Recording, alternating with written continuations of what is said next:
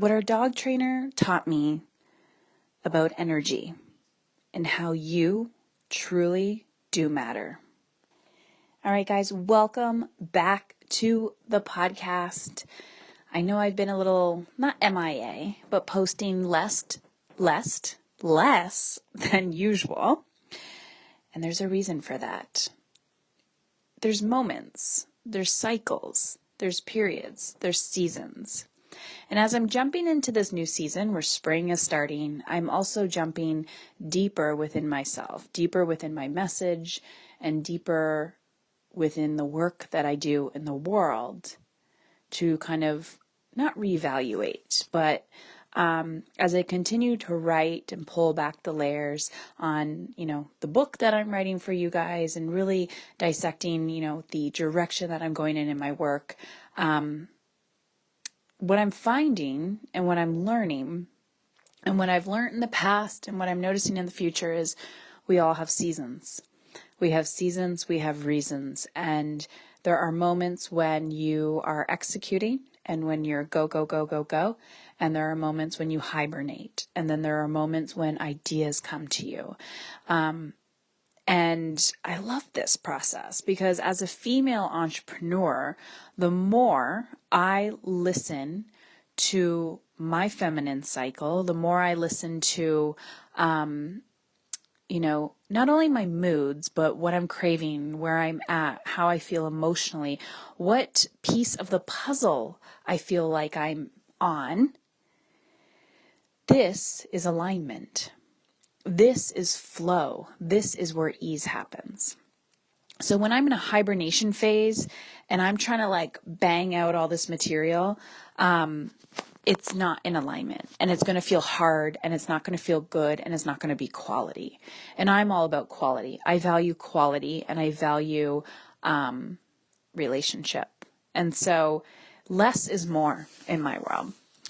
On that topic, I want to share something very interesting with you about what our dog trainer taught us about Oliver. If you've been listening to the podcast in the past, we adopted a dog named Oliver from the local Humane Society in, I think it was about November.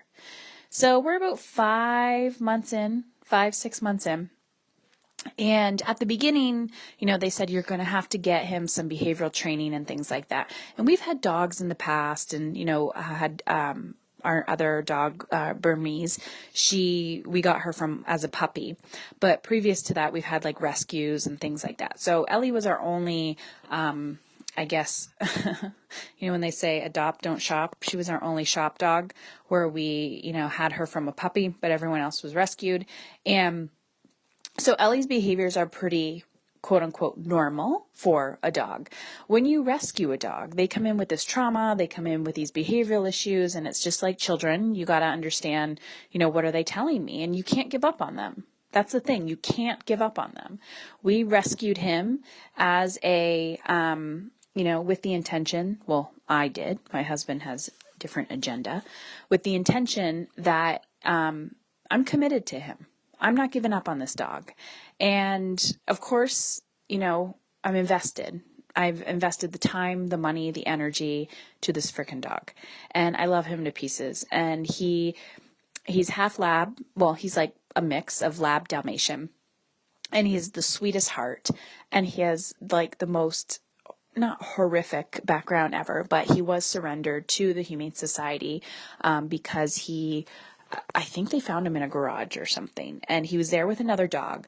But Oliver is about a year old, and he's never had a home. He's never been a family pet. So considering his very passive demeanor, not an angry bone in his body, he is a great family dog, and I'm not concerned with him around my children. But the behaviors of the separation anxiety.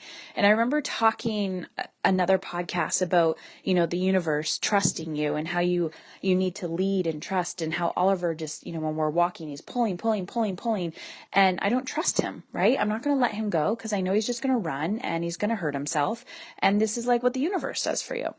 So interesting enough, I was getting frustrated and I've contacted multiple dog behavioralists, and I don't want to be, I don't want to inflict any pain on the dog. Like, I don't want it to be, I want it to be in alignment with my values, which is like, we're not going to beat the crap out of the dog. We're not going to punish the dog.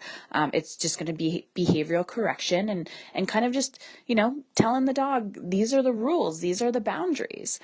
So my friend had a dog trainer come to her house and she was like, Heather, you have to try this guy. And I'm like, okay, whatever. So he comes into the house and he's telling me about his philosophy, his theory, and he's telling me, and I'm like, okay, whatever. But it's more of one of those things where I'm like, well, why can't I figure this out, right? I hear this from you guys all the time. Like, I know this stuff, Heather. I've read the books. I have a degree in psychology. I have a degree in social work. I work in mental health. I'm a teacher. I'm this, I'm that. My kid's 20 years old, and then I get this little, and then I have another baby or a grandchild, and why can't I figure this out? I have experience. And I'm like, guys, I get this. I teach this shit, and I understand it from a parenting perspective. But when it comes to this dog, why don't I understand, right? I'm too close. This is me. So I'm hiring a professional to teach me because the investment that I'm making in this professional is actually saving me money.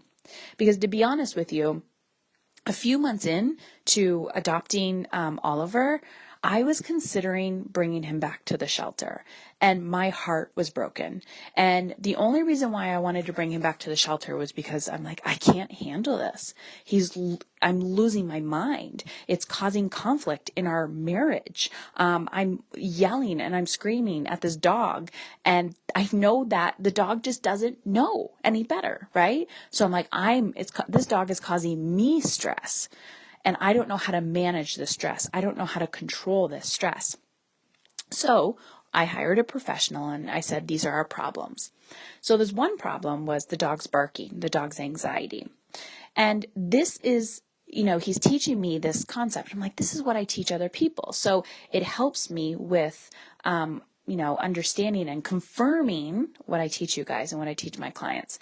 So the dog trainer walks in, and he doesn't acknowledge the dogs. And he's a male, right? And so the dogs, one's female, one's male. And so he said, I'm practicing passive dominance. I'm not intimidating the dogs. I'm not engaging with the dogs. I'm holding my ground and holding my energy, but also letting them know that I am safe and I am not here to intimidate. I am not here to dominate. I am not here to demand anything. I'm just here. That's it. And so observing his energy walking into the room, and he's just, standing there, letting the dogs jump on him, letting do whatever. The dogs are trying to get his attention, and he's dissecting their behavior, and he's telling me everything that's going on. And he was talking about eye contact. So growing up, I grew around animals. We lived on a farm. I had all these pets. Like literally I would watch TV with like a rooster next to me. I was that person. We had a little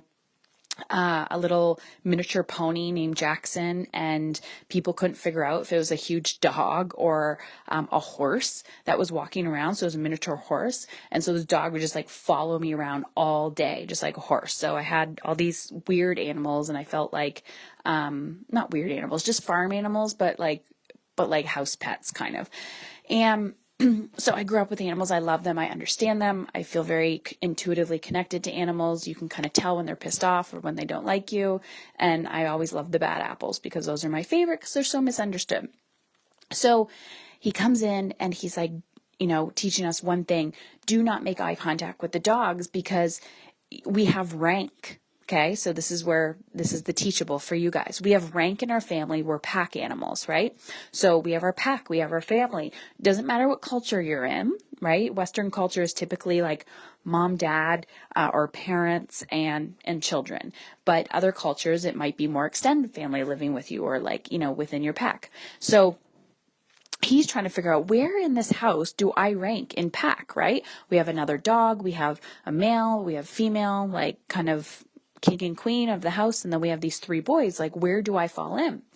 And so what he's trying to tell me, the dog trainer, is that Oliver and me, so this is funny, this is the funny part, like the dog trainer is like, your husband, because my husband's not a big dog person, he goes, he's doing what's right because he's doing passive dominance because he doesn't give the dogs attention like I do.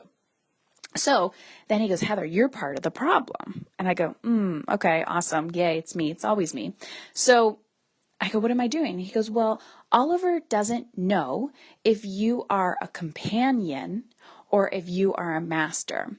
Because he said part of the thing with people who adopt animals are they're compassionate, empathetic people. They care, they're loving, they're kind. He said, so oftentimes you're giving more attention to the dog or you're over quote unquote mothering. He didn't say mothering, but you're being over companion-like to this animal when because you feel bad for the animal, and which is 100% true on my who I am and how I was treating this dog. So to transfer this back to what I talked to you guys about, it's overmothering, right? When we're trying to overprotect our children, where we're trying to, eliminate their failures, when we're trying to lay the red carpet out in front of them to make sure that they never experience failure in their life. They never experience any discomfort, all of that. And I'm like, oh my God, I see this all the time, right? So I said, I don't do this to my children. Why am I doing this to this freaking dog? So I feel bad for this dog. He's so cute. He's half Dalmatian and he has those little black spots around his eyes. So when he looks at you, he's got these huge puppy eyes and he knows how to do it to me, right? So he said, don't make eye contact with him. So my instruction for the week, okay, was do not make eye contact with the dog. And I'm like, I can do this. This isn't hard. Right? I cannot make eye contact with my dog. So as he's saying this, the dog looks at me like, Heather, come on, I'm trying to get your attention. And all of a sudden I could feel it, my heart, right? I'm like, oh my God, I want to look at him. I want to look at him. He needs me. He wants my attention. And so I'm looking up and I'm laughing hysterically. And the dog trainer's like, Heather, what's so funny? I said, he's trying right now to get my attention. He said, see how passively we're giving this companionship dominance. So Oliver is constantly trying to get my attention because I'm his safe zone, right? I'm his person. And so when I leave, he freaks out. When other people leave, he freaks out, but not as much. So I need to passively hold my ground, hold my energy, right? Without babying him, without going, you're okay, you're okay, you're okay. Because by doing that, the dog is actually overreacting because he thinks he needs to be the alpha male when he doesn't in the house because my husband is the alpha male. And then we got an alpha female dog. So he was understanding, he's like, he doesn't know where his rank is. And the reason why he's so overly anxious is one, he has the separation anxiety issues, but he's overworking. So he thinks you're a companion. He doesn't realize that you are above him in rank. So I was like, fine, I'll do whatever you tell me to do. So I don't make eye contact with the dog all week. And I started to notice shifts. So he said, you can give the dog as much attention as you want, but it needs to be on your terms. So if the dog approaches you and he's trying to lick you, he's trying to jump on you, which he doesn't really do much of that anymore. But if he's trying to approach me, he's trying to lick me and all of that fun stuff, I can't acknowledge the dog because the dog approached me on his terms, right? So what I need to do is approach the dog on my terms. So when the dog is doing that, I just totally disregard it. And then if the dog leaves the room or if I leave the room, then I can say, Oliver, come here. And then he can approach me and I can love him up. And the second that I want to turn it off, I turn it off and I walk away.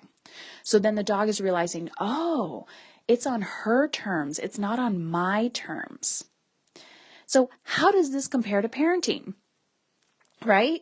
People are like, my children are walking all over me. I feel disrespected. Well, is it on your terms or is it on their terms? And it doesn't need to be done in a abusive way. It doesn't need to be done in a scary, authoritarian way. This can be done in an energetic way, right? When those people just walk in the room and you can tell that they own the room, and not in a cocky way, but they can hold space for a lot of people. Energetically, you can tell if this person can hold space for a lot of people, can be mothering, can be, in a space with people that are divulging very vulnerable information and still be like, okay, I see you, I love you, I accept you, I'm not judging you. And then you see those people, if you tell them hey, I got this problem, they want to run and hide. So it's becoming that person. It's energetically holding that space. And so this was interesting because I was watching people enter our house throughout the week, and energetically knowing these people and how they show up in the world and how the dogs reacted to them. And it was very different. So different people, some people, the dogs would be all over.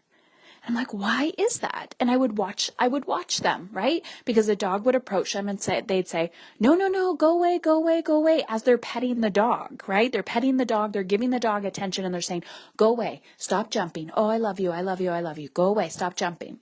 They didn't energetically, passively dominate. They didn't say, I'm here, it's on my terms. So utilizing this amazing, it's like free parenting advice through the dog trainer. Using this advice, using this lesson, this perspective, this aha moment, right? It was great. Where do you feel disrespected in your parenting? Where do you feel energetically like your children are sucking the life out of you?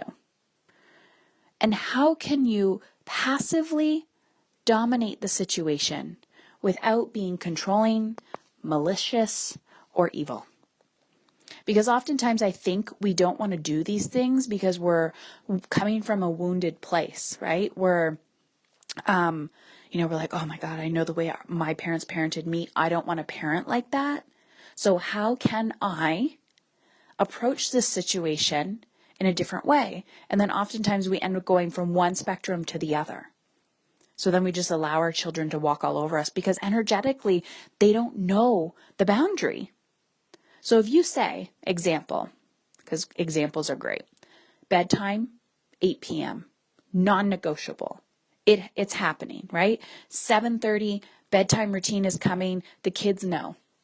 They know. It doesn't matter how much you whine. It doesn't matter how much you cry. Mom is not going to give in. That's a boundary. You're like 8 p.m., non-negotiable, lights out every night. Of course, if this is your first time implementing that, it's going to take a week or two, right? But once you get through that discomfort, the kids are going to understand. They're going to get it. They're going to be like, oh my God, she's freaking serious. Even if it's a baby, she's freaking serious. But if you say, 8 p.m. bedtime, non-negotiable. Okay, 7:30, bedtime routine starts. It's 8 o'clock. Lights are not out yet. 8:15, lights aren't out yet. 9 o'clock, lights aren't out yet. Guys, we got to get to bed. Guys, we got to get to bed. Guys. You're expecting your child to lead. So the beauty of this whole thing coming full circle is I wanted to give Oliver back to the shelter. He was actually adopted before us and returned for this exact reason. And even though he drives me fucking crazy and I want to lose my shit sometimes, I can tell you he's done a 360. This dog is completely different. Completely different. I don't even want to say 180. The dog is a completely different dog. Completely different dog, night and day. And it was because I didn't give up on him, even though I wanted to. Because I was committed, I was devoted, and I held space for him. Now he's not perfect, and we just began the journey. And we're going to continue. And it might take another 6 months. The dog is only a year old, so he's still a baby. But if in 6 months, if he's been able to shift and we've had one session with the trainer, imagine another 6 months. So when the door opens and the little asshole runs across the street, maybe eventually when I call Oliver, get your fucking ass back over here, he will come back to me. And that is my hope. But for now, his barking has gone drastically down.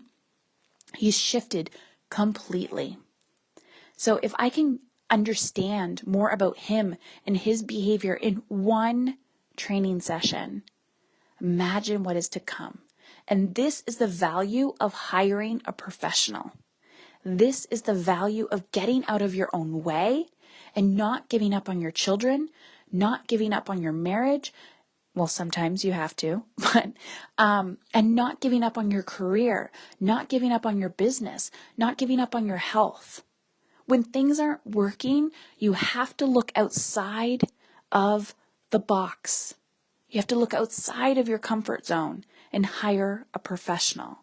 Even if you feel like you're educated, I got to put my ego aside and go, guys, guess what? There's always more for me to learn. There's always more for me to learn. So on that note, I have 2 amazing things coming up for you. One, it's actually not mine. My husband, if you've listened to our podcast in the past, Dad is in Control. His name is Brian Covey. He is the founder of Dad is in Control. So you can check that out, dadisincontrol.com. And I believe Wednesday or Thursday of next week, May 3rd, he's doing a free training. So I've asked, him and I have been talking about this for a while, and I've asked you guys, like, what do you want your husbands to know? And he's asked his community, and it's always work-life balance. So he's going to be doing a free training session called Managing the Father Load. He's going to be giving some tips and strategy and strategic action. He has a PDF for the guys to download. He's going to be teaching that. He's also going to be talking about the mindset stuff, right? So it's an introductory to this whole personal development, mindfulness process of, how can we start to manage our lives? And he's doing it in a masculine perspective, and it's his own thing, and I'm not involved at all. I said, this is what I do. And then him and I typically, when we're having conversations, are like, I say white, he says black. I say feminine, he says masculine. So he has a way of speaking to men in his own man way of, what I could never teach. So Managing the Father Load. You can check out more information at dadisincontrol.com. So if you go to dadisincontrol.com, there's actually going to be a link to join. You can see his Facebook page. You can join the private Facebook group. Only men can join the private Facebook group. So you will actually have to just give dadisincontrol.com to your husband, your partner, your brother, your uncle, any man in your life. Doesn't have to be a father. And then they can join the Facebook group through their Facebook. But you can actually check out Dad is in Control on iTunes. There's podcast as well. Or check out the Facebook page, and there's more information about the free training coming up. Also on my end, if you've listened to the podcast in the past, I have some they're paid workshops that I am offering you guys right now. These are typically the workshops that I do with my one-on-one, my mastery students. It's the aligned workshop, the energetic time management workshop, and the teach your kids to meditate. So until Mother's Day, I'm offering them with $100 off. So right now they're $197. You can gain access to them immediately. So when I tell you hiring a professional, the aligned workshop is all about helping you get super crystal clear on what it is that you want in your life. And it's a 2.5-hour workshop. There's a PDF that's accompanied it. We're going deep into your soul. What is it that you're craving? You need to have the vision. And the energetic time management piece is helping you once you have your vision, once you know what you want, wherever you're at, or you're already, feeling that overload of like, how can I manage it all? That's exactly what I'm going to teach you inside the energetic time management workshop. So you can check those out at heatherchauvin.com/workshop. And like I said, they're $100 off until Mother's Day. And that's my gift to you. So thank you guys so much for listening. If you gain any value from this, please rate, review on iTunes, or share with somebody that would gain value from this episode. Love you lots. Talk soon.